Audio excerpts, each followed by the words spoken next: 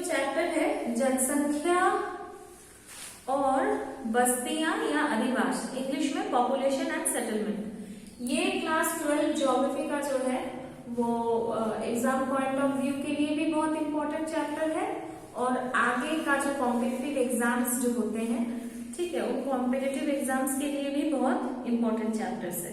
ठीक है, तो इसमें जो पहले हम लोग क्या देखेंगे, मैं कुछ टॉपिक्स व्हाइट बोर्ड पर लिखी हूँ जो इम्पोर्टेंट जो इसके कीवर्ड है, हर एक चैप्टर का ना कुछ कीवर्ड होता है जो मेन उसका ये होता है, ये इसमें है। ठीक है, तो इसमें सबसे पहले हम लोग जनसंख्या क्या होता है, किसी क्षेत्र में रहने वाले कुल लोगों की जो संख्या होती है उसको हम लोग क्या कहते हैं, जनसंख्या कहते हैं। ठीक है, तो वहां पे रहने वाले जो कुल जितने भी लोग टोटल रहते हैं उसको हम लोग कहते हैं जनसंख्या। ओके, अच्छा, और जनसंख्या क्या है कि कोई भी कहीं भी रहने वाले जो भी रिसोर्सेस है, किसी भी संसाधन का विकास कौन करता है, जनसंख्या करती है, रहने वाले लोग करते हैं। Professor E.W. जिमरमैन, हम लोग पहले भी इनका पढ़ चुके हैं रिसोर्सेस में, इन्होंने संसाधन को परिभाषित किया था। तो प्रोफेसर E.W. जिमरमैन क्या कहते हैं कि मनुष्य संसाधन विकास की समग्र प्रणाली में अद्वितीय भूमिका निभाता है, मतलब the man plays a unique role in overall scheme of resource development. ठीक है, मनुष्य सबसे बड़ा भूमिका निभाता है कि संसाधन के विकास में, क्योंकि संसाधन का विकास मनुष्य ही करता है अपने बुद्धि के बल पर। ठीक है, अच्छा, तो यहाँ पर जो हम लोग लिखे हैं सबसे पहला जो है वो क्या है, डेंसिटी ऑफ पॉपुलेशन। तो डेंसिटी ऑफ पॉपुलेशन माने क्या होता है, सारे लोग जानते हो, जनसंख्या घनत्व। जनसंख्या घनत्व क्या होती है, टोटल पॉपुलेशन कितना है हमारा और वहां पर टोटल भूमि कितनी है। अगर हम लोग बोले density of population of India तो क्या होगा, भारत की कुल जनसंख्या बटे भारत का कुल क्षेत्रफल।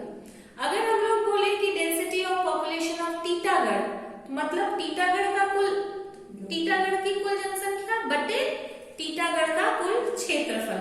और आप लोग को जान करके आश्चर्य लगेगा कि पूरे विश्व का highest density of population Titagarh में पाया जाता है, सबसे ज्यादा।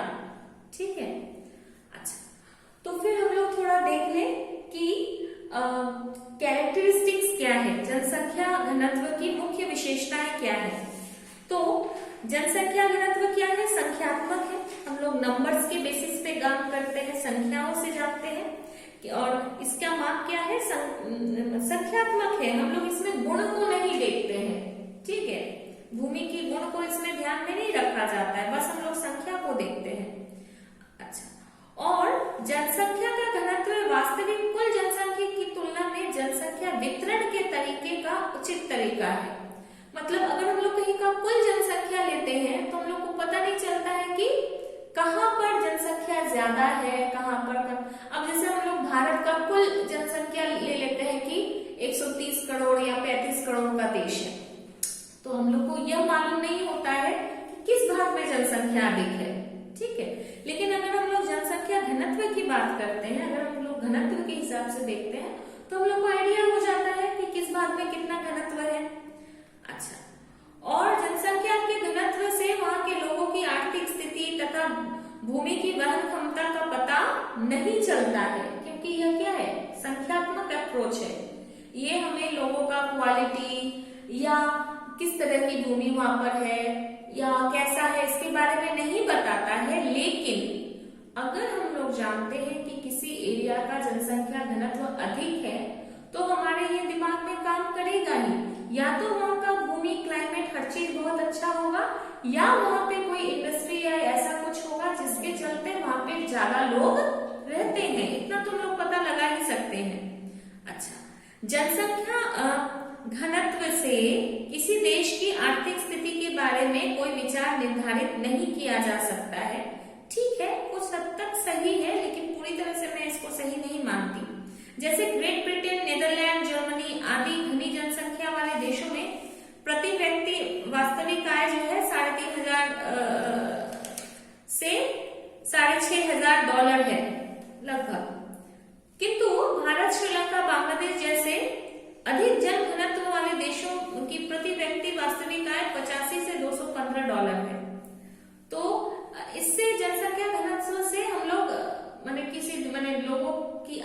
कितनी है, ये सब के बारे में नहीं पता लगा सकते हैं। ठीक है, अगला मैं लिखी हूं वहां पे man land ratio. Man land ratio को डिस्कस करने के पहले मैं बगल में थोड़ा सा लिखी हूं एग्रीकल्चरल डेंसिटी। इसको एक बार बता दूं, नाम से ही पता चल रहा है एग्रीकल्चरल डेंसिटी, कृषि घनत्व, मतलब टोटल जनसंख्या divided by total agricultural area. ठीक है, वहां पे कृषि भूमि कितनी है उसको हम लोग कृषि घनत्व कहेंगे। अच्छा, अब आ जाते हैं man land ratio. Man land ratio क्या है, ये एक मजेदार चीज है, टॉपिक है। इससे हम लोग जनसंख्या घनत्व का हमेशा डिफरेंस पूछा जाता है कि मैन लैंड रेशियो, मानव भूमि अनुपात और जनसंख्या घनत्व में क्या अंतर है। तो मानव भूमि अनुपात का फॉर्मूला क्या होता है, टोटल जनसंख्या डिवाइडेड बाय टोटल उत्पादक भूमि। ठीक है, मैन लैंड रेशियो में क्या होता है, जनसंख्या घनत्व में हम लोग क्या देखे, टोटल पॉपुलेशन बाय टोटल भूमि, और मैन लैंड रेशियो में क्या होता है, मानव भूमि अनुपात में total population by total productive land. Productive land मतलब क्या, प्रोडक्टिव लैंड मतलब जिस भूमि का कुछ उत्पादक कुछ होता है। ठीक है, तो मेन डिफरेंस यहाँ पर क्या है, यहाँ पे जो भूमि है, डेंसिटी ऑफ पॉपुलेशन में हम लोग भूमि की क्वालिटी को बिल्कुल नजरअंदाज कर देते हैं। कैसी भी भूमि हो, वो बंजर हो, रेगिस्तान हो, हाँ वहां पे तालाब हो, पूरा हम लोग टोटल एरिया को ले लेते हैं। लेकिन मानव भूमि में क्या करते हैं, उत्पादक भूमि को लेते हैं। उत्पादक मतलब प्रोडक्टिव। तो क्या अंतर है, मानव भूमि अनुपात अगर ज्यादा होगा तो हम लोग यह जानेंगे कि उस जगह का भूमि क्या है, अच्छी है, तभी वहां पर ज्यादा लोग रहते हैं। ठीक है, तो इसमें वैसी भूमि जिसमें कृषि होती है या मान लीजिए कि तालाब भी है तो उसमें आएगा, क्योंकि उससे क्या होता है, मछली पकड़ते हैं लोगों को उससे रोजगार मिलता है, तो वो भी उसमें आएगा। लेकिन मान लीजिए कि बंजर भूमि है, हाँ जिसमें कुछ भी उत्पादक नहीं होता है, कुछ भी उत्पादक, कुछ भी खेती उती कुछ नहीं होता है, लोग भेड़ बकरी भी नहीं चराते हैं, तो वो क्या होगा, उसमें नहीं आएगा। तो जिस भी भूमि से हम लोगों को उत्पादन मिलता है वो क्या आएगा, मानव भूमि अनुपात में आएगा। ठीक है, तो मानव भूमि अनुपात और जनसंख्या घनत्व में क्या अंतर है, पहला अंतर तो इसकी जो परिभाषा है उसको लिख लेंगे। दूसरा अंतर क्या है कि मानव भूमि अनुपात क्या है, गुणात्मक आकलन है, भूमि के गुण को देखता है, नजरअंदाज नहीं करता है। लेकिन जनसंख्या घनत्व में भूमि की गुणवत्ता का कोई महत्व नहीं है।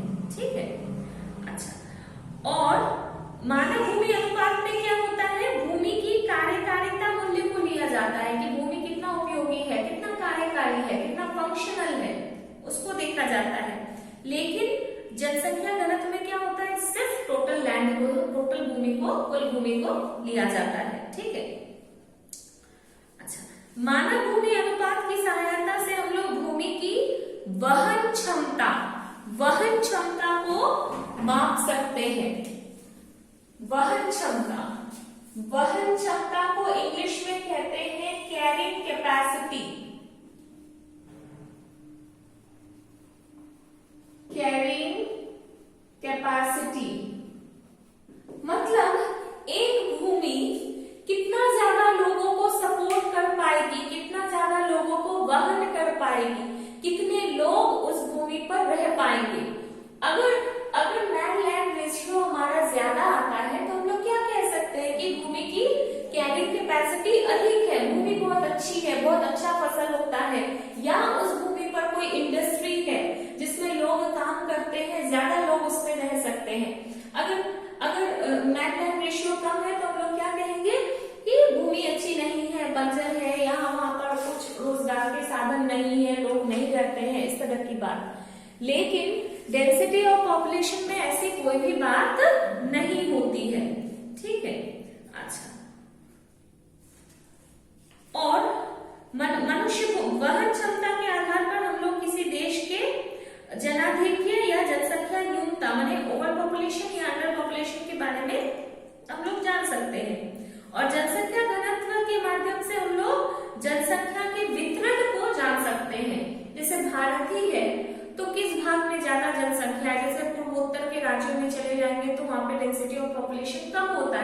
राजस्थान में चले जाएंगे तो डेंसिटी ऑफ पॉपुलेशन कम है।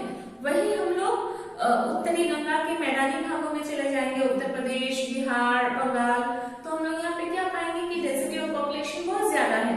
तो हम लोग डेंसिटी से जनसंख्या वितरण को माप सकते हैं कि कहाँ किस तरह का जो है जनसंख्या, हम लोगों को कितनी ज्यादा जनसंख्या वहां पर है हम लोग देख पाते हैं।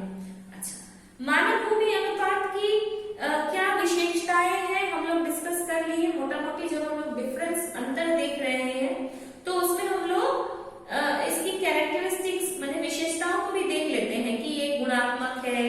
हाँ, इससे हम लोग भूमि की वहन क्षमता के बारे में पता चलता है। हाँ, और वहां पर ओवर पॉपुलेशन है या अंडर पॉपुलेशन है इसके बारे में जान सकते हैं। ठीक है, भूमि की गुणवत्ता को ध्यान में रखता है। ये सब क्या है, इसकी कैरेक्टरिस्टिक्स है, विशेषता है। ठीक है, अच्छा, और फिर नेक्स्ट क्या है, मैंने लिखा है over population and under population. अच्छा, ओवर पॉपुलेशन आप लोग जानते हो कि जहां जितनी जनसंख्या होनी चाहिए उससे अगर ज्यादा है जनसंख्या तो उसको हम लोग क्या कहते हैं, ओवर पॉपुलेशन। ठीक है, और अंडर पॉपुलेशन क्या होता है, मतलब किसके बेसिस पे इसको हम लोग करते हैं कि संसाधन की तुलना में। जहां हम लोग तो करते हैं ना कि इंडिया में तो भाई इतना ओवर पॉपुलेशन है, कैसे होगा, तो ओवर पॉपुलेशन किसके रेस्पेक्ट में, संसाधन के रेस्पेक्ट में। हमारे पास जितना संसाधन अवेलेबल है हमारे देश में उसकी तुलना में क्या है, हमारी जनसंख्या अधिक है।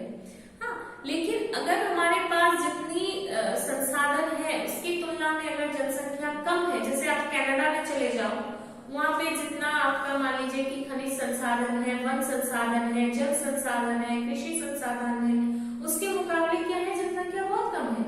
उनके संसाधनों का पूर्ण रूप से विकास ही नहीं हो पाता है। तो इस केस को हम लोग क्या कहते हैं, जनसंख्या न्यूनता। ठीक है, अंडर पॉपुलेशन। ठीक है, तो दोनों के बीच की स्थिति होती है ऑप्टिमम पॉपुलेशन, आदर्श जनसंख्या। यह अक्सर पूछा जाता है कि आदर्श जनसंख्या क्या है। एक नंबर के प्रश्न में बहुत ज्यादा होता है कि आदर्श जनसंख्या क्या है। तो आदर्श जनसंख्या होता है वह कंडीशन, मैंने कहा ओवर पॉपुलेशन में क्या होता है कि संसाधन के मुकाबले में जनसंख्या अधिक होती है। अंडर पॉपुलेशन में क्या होता है, संसाधन के मुकाबले में जनसंख्या कम होती है। ऑप्टिमम पॉपुलेशन में क्या होता है कि वैसी जनसंख्या जहां हमारे संसाधनों का पूरा विकास हो पाए। ठीक है, तो इसको इस ग्राफ के माध्यम से समझ लेते हैं। वाई एक्सिस में मैंने लिखा है, मैंने जो वर्टिकल एक्सिस है, लंबवत जो एक्सिस है उस पे लिखा है पर कैपिटा आउटपुट, मतलब प्रति व्यक्ति उत्पादन। पर माने प्रति, कैपिटा माने व्यक्ति, आउटपुट माने उत्पादन। और यहाँ पर मैंने पॉपुलेशन को लिया है, माने इधर जनसंख्या मेरा बढ़ रहा है, इधर क्या है, मेरा पॉपुलेशन है। ठीक है, अच्छा, तो देखो क्या हो रहा है, जनसंख्या यहाँ 0 है, 0 से शुरू हुआ है ये। तो जनसंख्या बढ़ने के साथ जनसंख्या इधर बढ़ रहा है, जनसंख्या जैसे बढ़ रहा है प्रति व्यक्ति उत्पादन बढ़ रहा है। तो बढ़ते बढ़ते बढ़ते एक पॉइंट के बाद क्या हो रहा है, प्रति व्यक्ति उत्पादन घट रहा है। ठीक है, तो जो मैक्सिमम है, जहां पर ये मैक्सिमम तुम्हारा आउटपुट आया है, वो जनसंख्या मेरा क्या है, ऑप्टिमम पॉपुलेशन है। मतलब ये मान लो कि यहाँ पे 0 है, 0 से 0 डैश, ये मान लो मैं यहाँ पे P लिख देती हूँ। ठीक है, तो ये 0 से 0 डैश वाली जो स्थिति है ये मेरी ऑप्टिमम पॉपुलेशन है। ठीक है, अब उससे कम वाली स्थिति क्या है, अंडर पॉपुलेशन है, क्योंकि संसाधनों का विकास नहीं हुआ है। कैसे समझेंगे कि विकास नहीं हुआ है, क्योंकि जैसे जैसे पॉपुलेशन बढ़ रहा है संसाधन का विकास हो रहा है और हमारा आय क्या हो रहा है, बढ़ रहा है। ठीक है, लेकिन एक पॉइंट के बाद संसाधनों का पूर्ण रूप से विकास हो गया है, फिर भी जनसंख्या बढ़ रही है, लेकिन संसाधन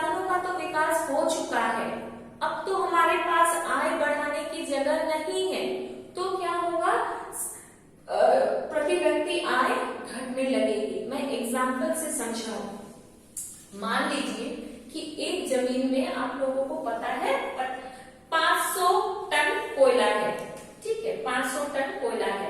वहां पे एक आदमी रहने के लिए आता है। अब वो तो 500 टन कोयला को खोद खोद के निकाल नहीं पाएगा, तो धीरे धीरे करके वो अपने लोगों को बुलाता है, ठीक है, धीरे धीरे करके वो लोग खोदना शुरू करते हैं। तो लोग खोदते हैं, कोयला निकालते हैं, मार्केट में बेचते हैं, तो लोगों की आमदनी बढ़ती रहती है और लोग आते हैं तो आमदनी बढ़ती रहती है। लेकिन एक पॉइंट पे आके क्या होता है, अब कोयला तो खत्म होने लगेगा, ठीक है, उसके बाद उनकी आमदनी तो बढ़ेगी नहीं, अब तो रह नहीं जाएगा कुछ, ज्यादा लोग भी होंगे तो क्या होगा, तो उनका रिसोर्स समाप्त हो चुका है, उनकी आमदनी फिर घटनी शुरू हो जाएगी। तो वो स्थिति क्या कहलाएगा, ओवर पॉपुलेशन, जनाधिक्य की स्थिति, कि जब हमारे संसाधनों के मुकाबले हमारा जनसंख्या अधिक हो गया है, ठीक है।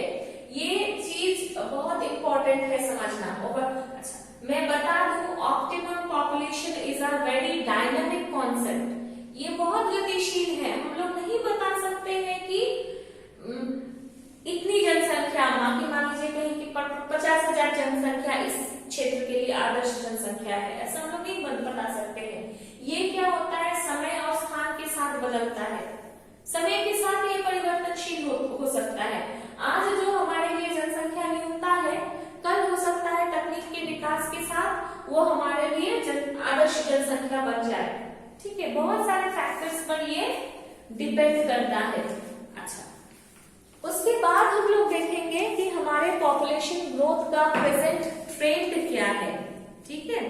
अभी विश्व की जनसंख्या वृद्धि का वर्तमान स्वरूप क्या है। तो विश्व की जनसंख्या वृद्धि में अगर हम लोग देखें कि जनसंख्या हम लोग 1650 से देख रहे हैं, 20वीं शताब्दी में जनसंख्या वृद्धि के कारण क्या है कि ग्रोथ रेट बढ़ा है, ठीक है, वृद्धि दर बढ़ा है। क्यों? क्योंकि जन्म दर तो बढ़ा है, लेकिन उसकी तुलना में मृत्यु दर बहुत कम हो गई है, ठीक है। इसको हम लोग बाद में देखते हैं, पहले हम लोग वो देख लें कि विश्व में कैसा ट्रेंड रहा है 1650 से लेके 1900 में क्या हुआ है, औद्योगिक क्रांति और नगरों का विकास हुआ है, इसलिए यूरोप में जनसंख्या बहुत तेजी से बढ़ी है, ठीक है।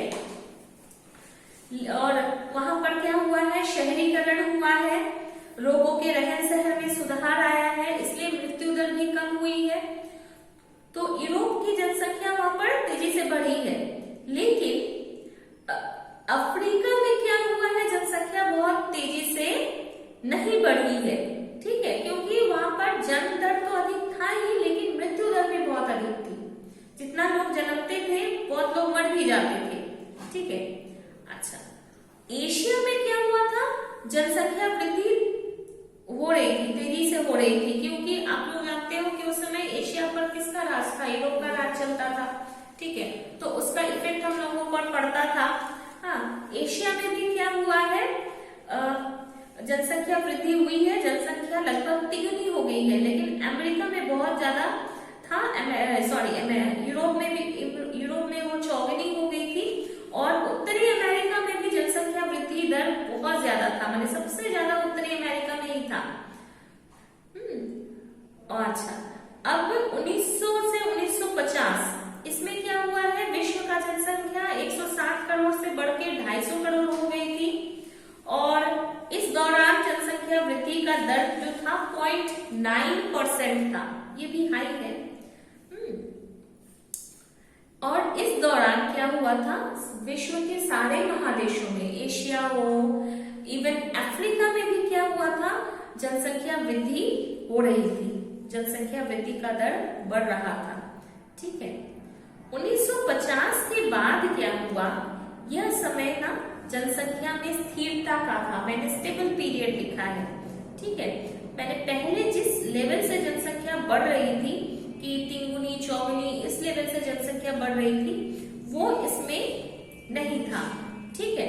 मैंने इसमें ऐसा क्यों नहीं था, क्योंकि स्वास्थ्य सेवाओं में सुधार आया था, बच्चों का में मृत्यु दर की कमी आई थी, ठीक है, उच्च जन्म दर जारी था, लेकिन एशिया में शहरीकरण में वृद्धि हुआ था, जन्म दर अधिक था, मृत्यु दर में कमी हुई थी और वृद्धि दर जो है इसमें बढ़ा था, लेकिन फिर भी जिस लेवल से तो आपका उसमें दोगुनी तिगुनी हो गई थी, ये इसमें नहीं हुआ था। इसमें जो है पॉपुलेशन जो है 2 से 2.5 गुना तक बढ़ा था विश्व का, ठीक है। और पॉपुलेशन बढ़ने का क्या कारण था कि मेडिकल फैसिलिटीज में इंप्रूवमेंट हुआ था, जिसके चलते डेथ रेट, मृत्यु दर काफी घट गई थी, ठीक है। शहरीकरण में इंप्रूवमेंट हुआ था, शहर बनते जा रहे थे, उद्योग धंधे ज्यादा आ रहे थे, हो रहे थे। फिर हरित क्रांति की शुरुआत हुई थी भारत में, ठीक है। ये सब कारण से पॉपुलेशन बढ़ रहा था, ठीक है। अच्छा, प्रेजेंट सिचुएशन क्या है, वर्तमान जनसंख्या का स्वरूप क्या है कि जनसंख्या का वितरण असमान है। विश्व की कुल जनसंख्या का 37% लोग भारत और चीन में रहते हैं, जबकि पूरे अफ्रीका महाद्वीप में विश्व की मात्र 13% जनसंख्या रहते हैं। तो सोच सकते हो कि एशिया में जनसंख्या का कितना ज्यादा प्रेशर है, ठीक है। अच्छा, जनसंख्या विकास की दर घट रही है, मतलब जो ग्रोथ रेट है, वृद्धि दर है, वो घट रही है, ठीक है। 1965 से 80 के दौरान में ये एनुअली माने वार्षिक 2% थी, जो 1980 के बाद घट करके 1.5 हो गई है। अभी तो ये और कम हो गई है, 1% या 1 से भी कम हो गया है, ठीक है। अभी का सेंसस देखना पड़ेगा। अच्छा, आप लोगों को लगेगा कि विकास, जनसंख्या विकास अगर कम हो तो अच्छा ही है, पॉपुलेशन नहीं बढ़ेगा, लेकिन जनसंख्या विकास दर में कमी आने पर भी भयावह स्थिति है, ठीक है। क्योंकि इससे क्या होगा, प्रतिवर्ष विश्व की जनसंख्या 8.5 करोड़ बढ़ रही है। यदि जनसंख्या वृद्धि दर यही रही तो अगले 50 साल में ये दोगुनी हो जाएगी, ये भी बहुत ज्यादा है।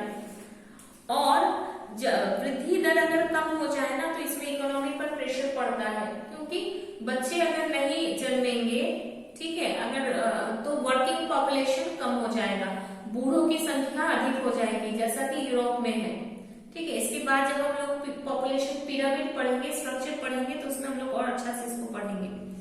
अफ्रीका में क्या है, जनसंख्या वृद्धि का दर सबसे अधिक है। नॉर्वे, पोलैंड, जर्मनी, यहाँ पर क्या है, जनसंख्या विकास दर 6% है तथा अन्य विकसित देशों में 1% है। 65 तथा इससे अधिक उम्र के लोगों की जनसंख्या की विकास दर बढ़ी है। मतलब क्यों बढ़ी है, क्योंकि 65 साल के से अधिक उम्र वाले लोग पहले मर जाते थे, चिकित्सा सेवा नहीं थी, हाँ, जिसको कि जीवन प्रत्याशा कहते हैं, लाइफ एक्सपेक्टेंसी। अभी चिकित्सा सेवा बढ़ने से क्या हुआ है, लाइफ एक्सपेक्टेंसी बढ़ी है और अधिक उम्र दराज लोगों का पॉपुलेशन अभी ज्यादा है। आइसलैंड, आयरलैंड कहाँ है, यूरोप में है। इन देशों को छोड़कर पश्चिमी यूरोप के देशों की जनसंख्या स्थिर हो गई है, ठीक है। यूरोप ही एक ऐसा कॉन्टिनेंट है जहां पर पॉपुलेशन आपका क्या है, स्थिर है, यूरोप और कुछ हद तक नॉर्थ अमेरिका। बाकी में क्या है, पॉपुलेशन ग्रोइंग है, ठीक है, गतिशील है, लेकिन यहाँ पर स्थिर है, अच्छा, स्टेबल है। नेक्स्ट हम लोग जो टॉपिक देखेंगे that is determinant of population growth. कौन कौन से फैक्टर्स जो है जनसंख्या वृद्धि को प्रभावित करते हैं, तो उसमें है फर्टिलिटी माने प्रजनन, दूसरा है मोर्टेलिटी माने डेथ, मृत्यु, और तीसरा है माइग्रेशन मतलब प्रवास, यहाँ से लोग वहां जाते हैं, वहां से लोग यहाँ आते हैं। तो ये तीनों टॉपिक अपने आप में बड़ा बड़ा है, ठीक है। तो इसको हम लोग फिर अगले क्लास में डिस्कस करेंगे।